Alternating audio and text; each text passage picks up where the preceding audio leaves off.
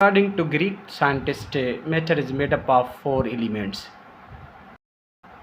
यूनान जे साइंसदाननि जे ख़्याल मुताबिक़ त मादो चइनि शयुनि जो ठहियलु आहे। फायर यानी बाहि, वाटर यानी पाणी, अर्थ यानी मिट्टी, एयर माना हवा। इन खे चवंदा आहियूं फोर एलिमेंट्स थियरी। इहा थ्योरी या इहो नज़रियो कंहिं ॾिनो हुयो?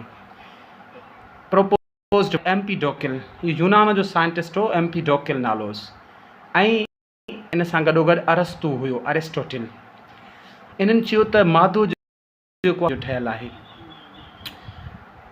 कीअं। हाणे इन्हनि खे थोरो सम्झ जेकॾहिं असां डिटेल्ड स्टडी कंदासीं त इन्हनि कहिड़ा नज़रिया या ख़्याल ॾिना त मादो चइनि शयुनि जो ठहियलु आहे। उनजो मिसाल पहिरीं ॻाल्हि आहे त मादो उहे चवनि पिया मिटीअ जो ठहियलु आहे।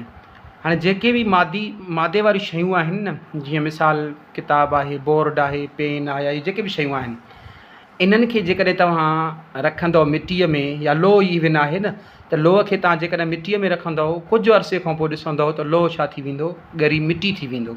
पोइ इन्हनि जो ख़्यालु हुयो त ज़ाहिर ॻाल्हि आहे जेको मादो आहे उहो जेका मिटी जो ठहियलु आहे, तंहिंजे करे उहो मिटी थो थी वञे। जेके बि शयूं मादे वारियूं आहिनि सभु मिटी थी वेंदियूं आहिनि जॾहिं तव्हां मिटी में रखंदव उन्हनि खे।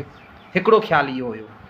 ॿियो ख़्यालु हुयो त जेको आहे मादो बाहि जो ठहियलु आहे। हाणे हीअ जेको आहे ॾिसो किताब, हिन खे जेका बाहि आहे हिन वक़्तु हिन में बाहि कोन्हे, ठीकु आहे, पर असां जंहिंखे तीली ॾींदासीं त हिन मंझां बाहि निकिरंदी, हिन खे बाहि लॻी वेंदी। हाणे यूनान जे माण्हुनि जो ख़्यालु हो, साइंसदाननि जो ख़्यालु हो त जेकॾहिं हिन में बाहि कोन्हे त पोइ हिन खे लॻे कीअं थी, मतिलबु हिन में बाहि मौजूदु आहे, हीअ मादो बाहि जो ठहियलु आहे।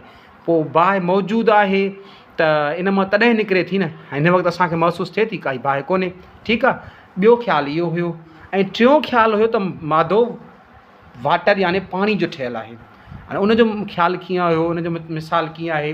उनजो मिसाल आहे, मिसाल तव्हां ॾिसो जेको आहे जेके बि शयूं मादी आहिनि न, पाणी मादे वारी शयूं आहिनि, त उहे जेको आहे सो जॾहिं असां उनखे गरम कंदासीं त उहे छा थी वेंदियूं, पाणी थी वेंदियूं, ठीकु आहे। जीअं मिसाल पेन आहे, जेकॾहिं तव्हां पेन खे गरम कंदव त उहा छिकिजी पाणी वांगुरु रबड़ थी वेंदी, ठीकु आहे। हाणे हिनखे असां जेकॾहिं बाहि वांगुरु लिक्विड वांगुरु छा थी वेंदी, ईअं पघर बि वेंदी, पघ ऐं पाणी थी वेंदी, लिक्विड फॉर्म में यानी पाणी वारी सूरत में अची वेंदी। या इवन तव्हां लोह खे तमामु घणो छा थी वेंदो, पाणी वारी सूरत अख़्तियार कंदो। या ॿियूं बि जूं आहिनि तकरीब, त उहो बाहि में जेका उहे छा थी वेंदियूं, पाणी वारी सूरत अख़्तियार करे वेंदियूं। चौथी ॻाल्हि उन्हनि चई त मादे में छा हूंदी आहे, मादो हवा जो ठहियलु आहे। हाणे जेकॾहिं असां हिन खे बाहि ॾींदासीं त हिन मां धुओं निकिरंदो, हवा, तंहिंजे करे हवा जो ठहियलु आहे, ठीकु आहे। या हिन खे बाहि ॾींदो त हिन मां बि धुओं हवा जो ठहियलु आहे। या उन खां पोइ ॾिसो इंसान में बि उनजो इहो ख़्यालु हो त इंसान में बि इहे शयूं आहिनि, बाहि जेका गर्मी आहे ऐं पाणी आहे, या मिटी आहे, स्किन वग़ैरह तां मिटी जेका जॾहिं स्किन डैमेज थिए थी त पई, या हवा त तव्हां सभिनी खे ख़बर आहे।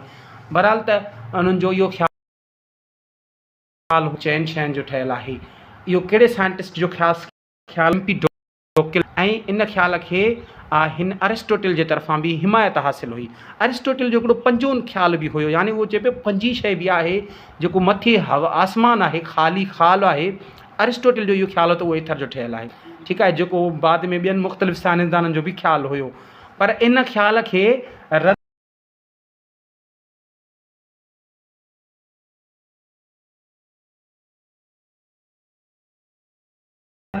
रद्द कयो। डेमोक्रेटिक जेको आहे न, जंहिं इन खे रद्द बि कयो ऐं इन चयो त मादो इन्हनि शयुनि जो न आहे ठहियलु। मादो छाजो ठहियलु आहे? मादो